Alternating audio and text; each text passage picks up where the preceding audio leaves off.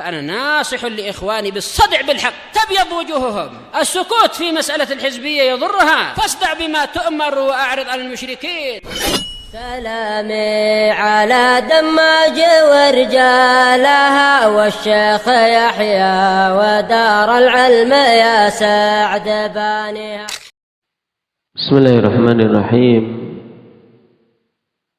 الحمد لله حمدا كثيرا طيبا مباركا فيه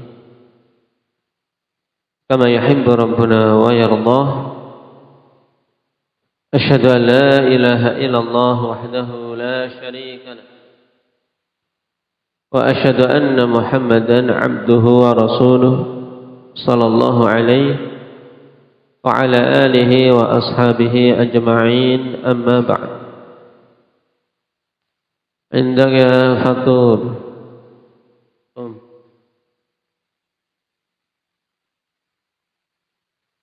seorang mengejek, mencaci maki Nabi Musa, apa hukumnya? Hukumnya kafir.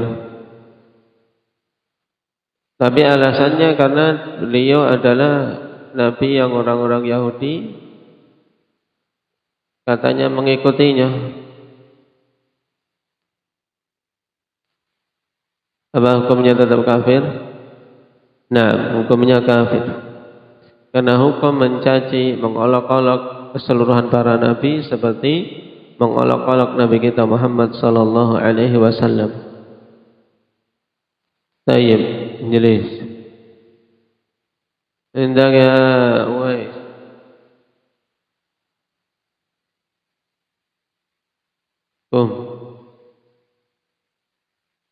Apa hukum mengolok-olok istri-istri Nabi kita Muhammad sallallahu alaihi wasallam?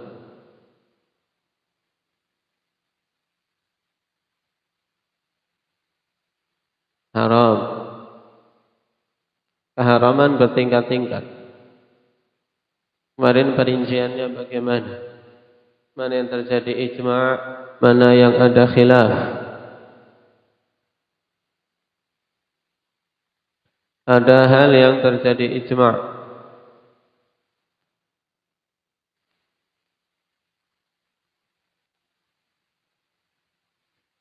Taib yang terjadi ijma' apabila olok-olokan atau tuduhan buruk, celaan diarahkan kepada Ummul Mukminin Aisyah radhiyallahu anha pada perkara yang Allah Subhanahu wa taala telah bersihkan beliau, berupa perzinaan, perselingkuhan, khianat kepada Nabi sallallahu alaihi wasallam, maka jelas tidak ada khilaf bahwasanya pelakunya kafir. Nah, kenapa? Karena berarti dia mendustakan Al-Quran. Selain padanya olok-olokan juga mendustakan Al-Quran. Sekarang kalau mencaci atau mengolok-olok selain Ummul Mukminin Aisyah dari istri-istri Nabi, hukumnya bagaimana?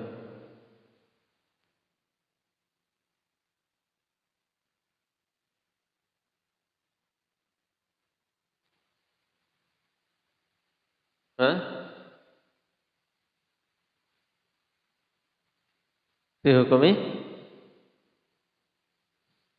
Nah,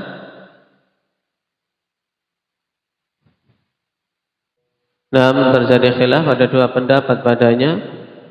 Yang pertama, hukum mencela istri-istri Nabi selain Aisyah disamakan seperti celaan kepada para sahabat yang lainnya. Kemudian pendapat yang kedua, yang itu yang lebih kuat, bahwasanya hukumnya disamakan seperti dengan celaan dan tuduhan kepada Ummul Mukminin Aisyah radhiyallahu anha. Baik.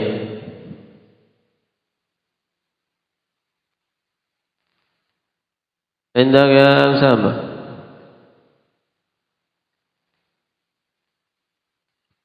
Terus apa hukum mengolok-olok malaikat?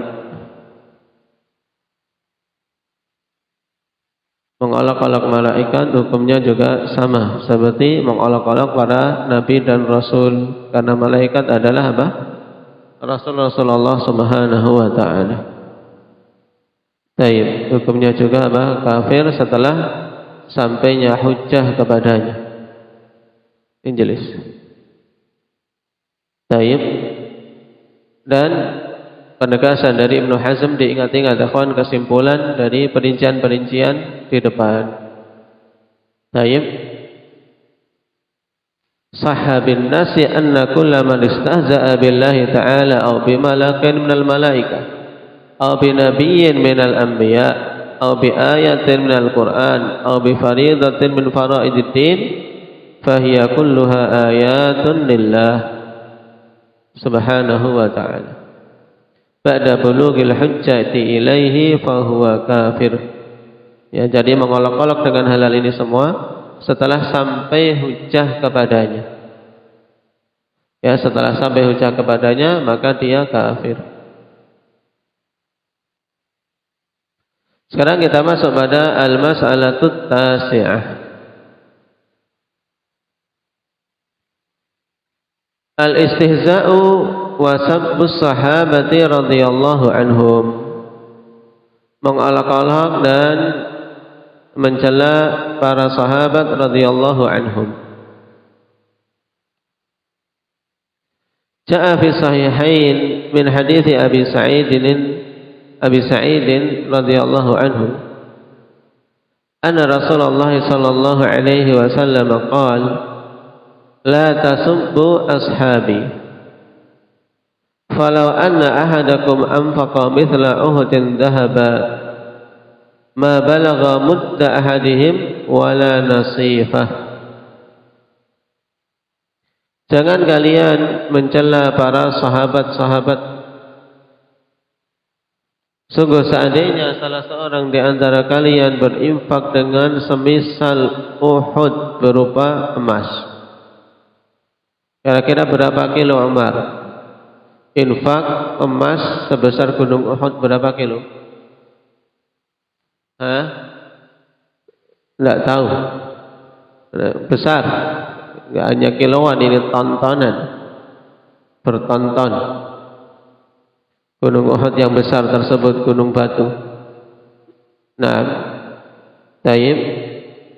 Seandainya berinfak dengan emas sebesar gunung Uhud, tidak akan diterima, akan mencapai, ya, tidak akan mencapai pahala yang didapat oleh infak salah seorang di antara mereka walaupun 1 mud, tidak pula setengah mud. Maksud hadits ini bagaimana kawan? Yaitu bahwasanya amalan sahabat dengan berinfak 1 mud, 1 mud itu seberapa akmal?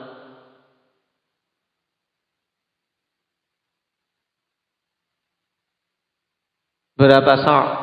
1 mud itu berapa sa'? Bukan 1 mud timud bahasa Jawa, bukan. 1 mud berapa sa' ikhlas?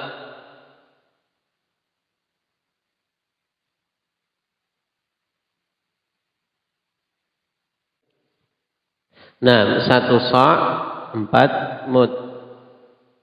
Taib. Kita zakat fitrah wajib mengeluarkan apa? 1 sa'. 1 sa' sama dengan 4 mud.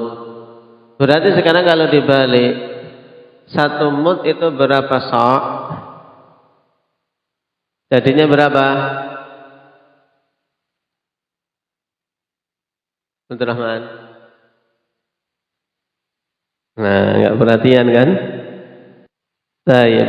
Nah, 1 mud berarti 1/4 sa'. Baik. Nah, ini diingat-ingat ukuran. Walaupun pada masa sekarang kawan hampir-hampir tidak dipakai dalam muamalah kita sehari-hari, kecuali muncul hal ini ketika kita mau apa?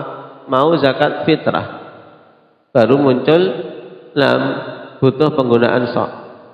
Kenapa? Karena memang ukuran takaran pada masa sekarang ya pakai ukuran, kebanyakan ukuran yang sudah disetarakan secara internasional, yaitu pakai liter, pakai ukuran volume untuk menakar dengan liter, baik dengan kubik. Ya tidak ada pakai apa, mud, sok, kemudian ukuran-ukuran yang lain. Demikian pula ukuran berat juga sudah disetarakan dengan ukuran yang disepakati secara internasional dengan apa? Gram.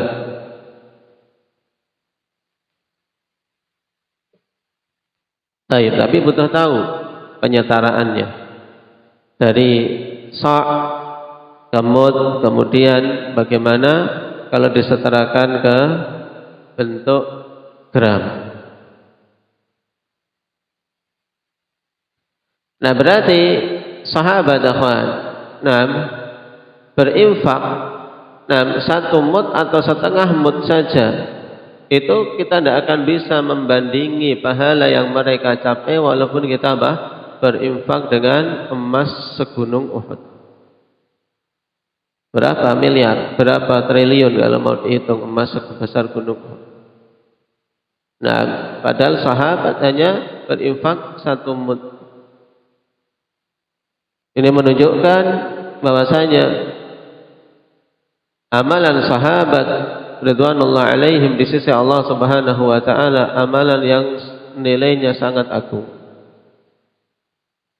dan menunjukkan keutamaan mereka di sisi Allah Subhanahu wa taala. Makanya Nabi sallallahu alaihi wasallam jadikan ini sebagai alasan kita tidak boleh mencela para sahabat. La tasubbu ashabi. Jangan kalian mencela, mencaci maki para sahabatku. Baik. Qala wal istihza'u wa sabbu sahabati ala anwa'. Dan olok-olokan serta celaan terhadap para sahabat itu ada bermacam-macam. Al-awwal man istahza'a bihim 'ammatan aw sabbahum bil jumlah aw ittahamahum bin nifaqi war riddah aw ammama dzalika 'alaihim illa qalilan minhum fahadza kufrun wa riddatun bi ijma'il ulama. Di koma di sini. Perincian pertama, kawan, diingat-ingat ini. Siapa saja yang mengolok-olok para sahabat ammatan, ammah maksudnya secara keseluruhan. Kalau ungkapan seperti ini, man istahza'a bihim ammatan, yaitu ammah sahabat, keseluruhan para sahabat diolok-olok, atau sabbahum bil jumlah, mencaci para sahabat secara global. Bil jumlah maksudnya secara global, tanpa menyebutkan person, tapi kena mayoritas para sahabat secara umum, secara global dicela, dicaci. Au ittamahum bin nifaq, atau menuduh para sahabat itu munafik, atau menuduh para sahabat itu murtad. Au ammama dzalika alaihim illa qalilan minhum, atau meratakan tuduhan tersebut atas para sahabat kecuali sedikit saja dari kalangan para sahabat yang tidak tertuduh dengan tuduhan yang dia berikan, maka ini hukumnya kufrun dan riddah berdasarkan ijma' para ulama. Perhatikan, berarti perincian pertama diingat-ingat, berarti yang mengolok-olok keseluruhan para sahabat, atau mencela secara umum para sahabat, atau menuduh para sahabat itu berbuat atau mereka adalah orang munafik, atau menuduh para sahabat murtad, atau mayoritasnya murtad kecuali sedikit saja, maka ini hukumnya apa? Kafir dan murtad berdasarkan ijma'. Orang yang menuduh seperti ini pada para sahabat hukumnya apa? Kafir dan murtad secara ijma'. Tidak ada khilaf. Waqad hakal ijma'a ala dzalika Ibnu Hazm wal Qadhi Abu Ya'la. Telah menghikayatkan ijma' tentang hal tersebut Ibnu Hazm dan Al-Qadhi Abu Ya'la. Demikian pula As-Sam'ani wa Ibnu Taimiyah wa Ibnu Katsir wa ghairuhum, dari deretan para imam di sini. Baik. Berarti kalau ditanya pada poin pertama ini terjadi ijma', dan ijma' itu cukup sebagai dalil. Lalu kenapa kok dihukumi kafir? Ilahnya apa? Li'annahu arada bidzalika ittihama dinihim wa salahihim wa suhbatihim. Alasan yang pertama dikarenakan orang yang menuduh tersebut dengan tuduhan itu menginginkan untuk mencela agama para sahabat. Nah, dan kesolehan para sahabat serta bersahabatnya mereka dengan Rasulullah sallallahu alaihi wasallam. Sehingga keburukan juga nanti akan mengenai Rasulullah sallallahu alaihi wasallam. Kalau sahabat-sahabatnya jelek, sahabat-sahabatnya munafik, sahabat-sahabatnya murtad, lalu bagaimana dengan nabinya? Sehingga nanti akan merembet, berarti nabinya seorang yang mudah ditipu, nabinya seorang yang bodoh, dan seterusnya. Ini alasan pertama. Alasan pertama apa tadi? Jabir, kenapa yang melakukan hal yang dirinci pada perincian pertama ini hukumnya kafir berdasarkan ijma'?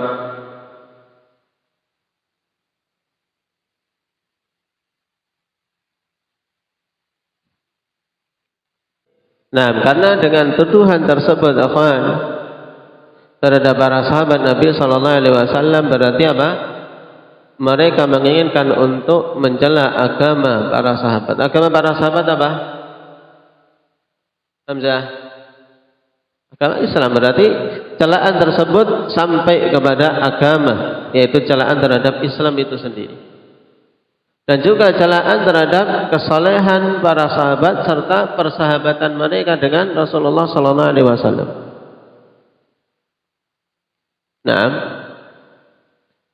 kemudian alasan yang kedua, wa aidan huwa mukadzibun bil Qur'an.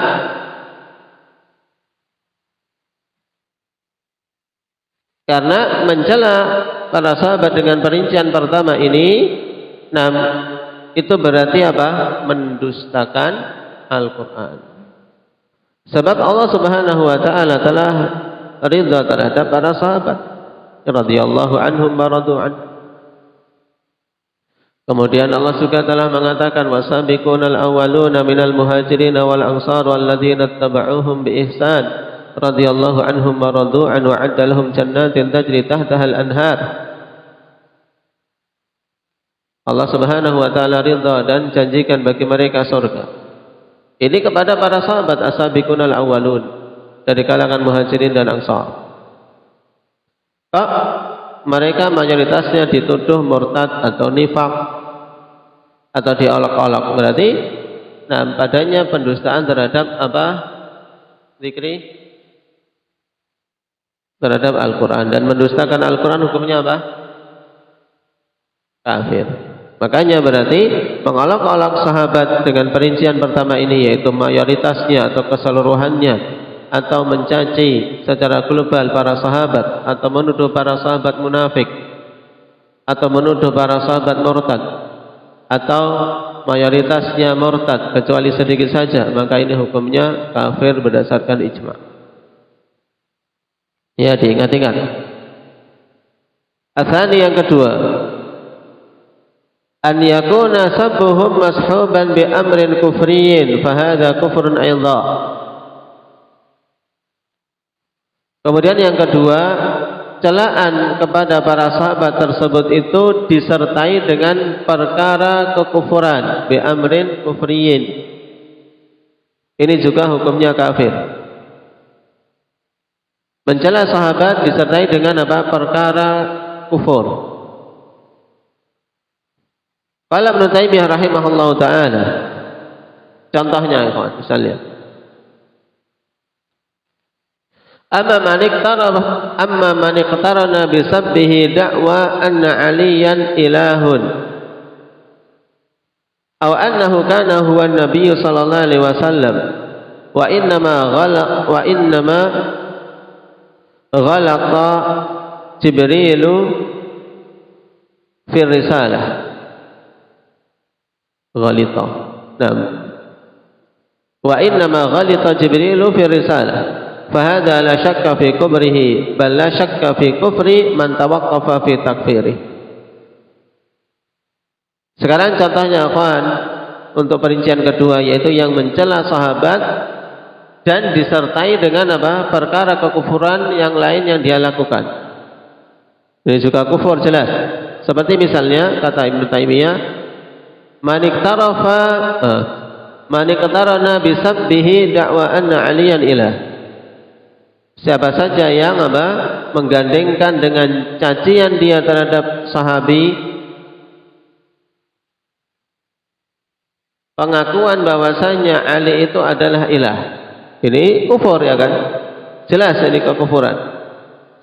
Nah, mengakui Ali sebagai ilah dengan misalnya biasa dilakukan oleh orang-orang Syiah Rafidhah, yaitu mencela Muawiyah. Dia mencela Muawiyah disertai keyakinan Ali itu sebagai ilah, maka kafir berlakunya. Au annahu kana huwan nabi, atau mengakui Ali itu adalah nabi, hanya saja Jibril itu keliru dalam menyampaikan risalah. Ini juga keyakinan kufur tersendiri. Keyakinan siapa seperti ini? Yang meyakini Jibril itu salah dalam menyampaikan wahyu harusnya kepada Ali tapi keliru kepada Muhammad. Keyakinan siapa ini, Mujahid?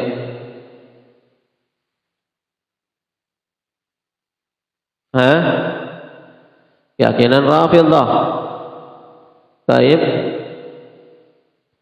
Fahada la syakka fi kufrihi, maka ini tidak ada keraguan tentang kekufurannya.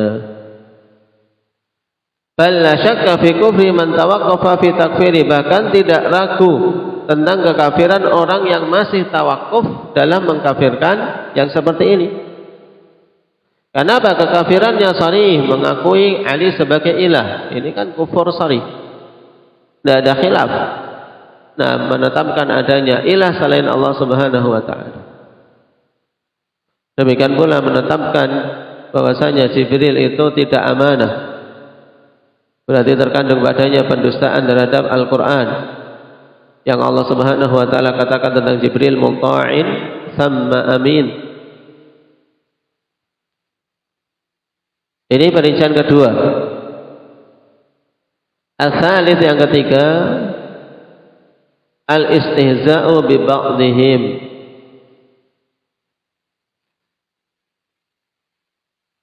Wa sabbuhum sabban la yaqdahu fi adalatihim wala fi dinihim. Yang ketiga, olok-olokan terhadap sebagian para sahabat saja dan mencela sebagian para sahabat dengan celaan yang tidak mencacati adalah mereka, tidak pula agama mereka, maka ini hukumnya haram. Walaysa bikufrin, bukan termasuk kekufuran, kufur akbar. Fahadha muharram walaysa bikufrin, dikomah di sini. Apa yang ketiga ini? Yang ketiga bagaimana, Abdullah? Coba.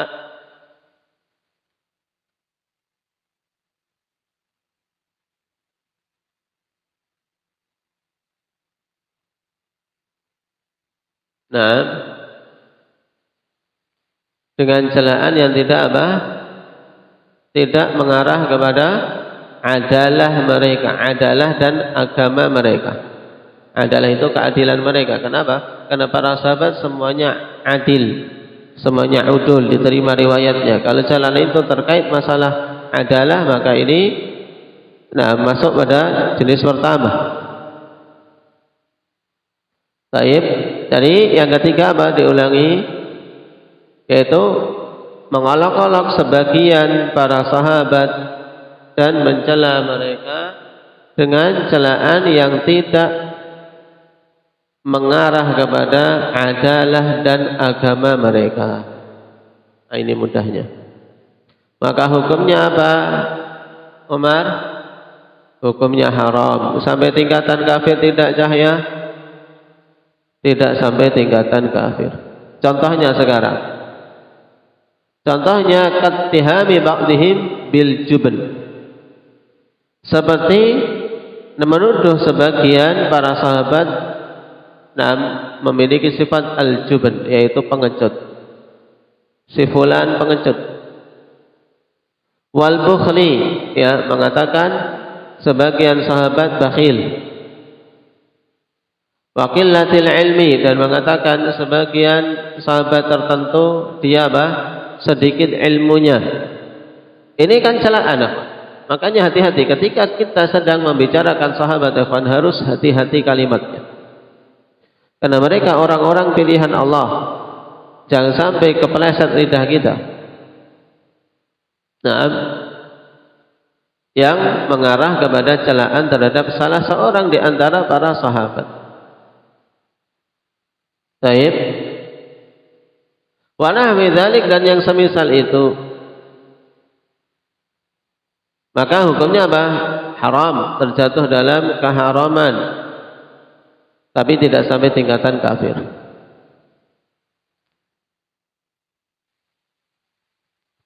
Walakin qailu dzalika yastahiqu at-tafsiqu wat-ta'ziru waz-zajr. Dan harus kita bedakan, ketika kita mengkhabarkan dengan mengolok-olok dan mencela, ya kan? Pada sebagian hadis terkadang dikhabarkan, dalam sebagian hadis fulan rajulun bakhil. Dan pada sebagiannya pengelaporan seorang sahabiyah bahwasanya dia tidak memberikan nafkah dan seterusnya. Ini kan khabar. Sekedar kita mengkhabarkan dengan apa yang diriwayatkan, maka tidak disebut sebagai celaan atau istihza. Karena apa? Istihza, mengolok-olok, dan mencela itu kan beda. Kita bisa membedakan. Mana yang olok-olokan, yang celaan, dan mana yang berupa khabar, yang kita sekedar membaca, menyampaikan. Dan itu pun kita harus hati-hati tetap. Qala walakin qailu dzalika yastahiqqu at-tafsiqu wat-ta'ziru waz-zajr. Lalu hukum orang ini bagaimana? Pelaku yang seperti ini, yaitu mencela sahabat, misalnya si fulan seorang sahabat itu pengecut. Orang yang seperti ini jatuh dalam keharaman, dan orang yang mengatakannya pantas untuk ditafsik, difasikkan, dihukumi fulan fasik. Wa ta'zir, dihukum. Pantas untuk dihukum. Ta'zir dihukum. Diserahkan kepada apa? Kepada pemerintah. Kepada pemerintah untuk dihukum. Apakah dia dipenjara, dicambuk. Tapi tidak sampai hukum had. Ta'zir itu hukum ikhwan yang ditetapkan oleh umara, tapi di bawah hukum had. Ini namanya apa? Ta'zir. Maksudnya cambuk 5 kali atau dipenjara. Itu kembali kepada kebijakan umara. Waz-zajr, dan dihardik dari perbuatan tersebut, jangan sampai dilakukan. Dihardik dengan keras, zajar, agar berhenti dari perbuatan tersebut. Qala Ibnu Taimiyah rahimahullahu taala, wa amma man sabbahum sabban la yaqdahu fi adalatihim wala fi dinihim, mithlu wasfi ba'dihim bil bukhli aw al jubni aw qillati ilmi aw adami az-zuhdi wa nahwi dzalik, fa hadha alladhi yastahiqqu at-ta'dibu wa at-ta'zir. Kata Ibnu Taimiyah rahimahullah, adapun orang-orang yang mencela sahabat dengan celaan yang tidak mencacati adalah mereka, yaitu celaan itu tidak mengarah kepada adalah dan agama mereka, seperti mensifati sebagian sahabat dengan kekikiran. Kikir kan sifat buruk, kemudian disematkan dia pelit. Nah, ini celaan. Baik. Atau juban, pengecut, atau sedikit ilmunya, atau tidak zuhud dan yang lainnya dalam konteks celaan kepada sebagian sahabat, maka yang seperti ini pantas untuk ditakdib dan ditakzir. Berarti diserahkan kepada apa? Kepada umara untuk diberi hukuman. Baik. Wala yuhkamu bi kufrihi bi mujarradi dzalik, tidak dihukumi kafir dengan hanya perbuatan tersebut. Wa ala hadza yuhmalu kalamu man lam yukaffirhum minal ulama. Maka pada kondisi inilah dibawa perkataan para ulama yang tidak mengkafirkan orang-orang yang mencela sahabat. Jadi, karena kalau kita baca ungkapan para ulama mutaqaddimin ikhwan, ada yang mengkafirkan dengan tegas, ada yang tidak mengkafirkan.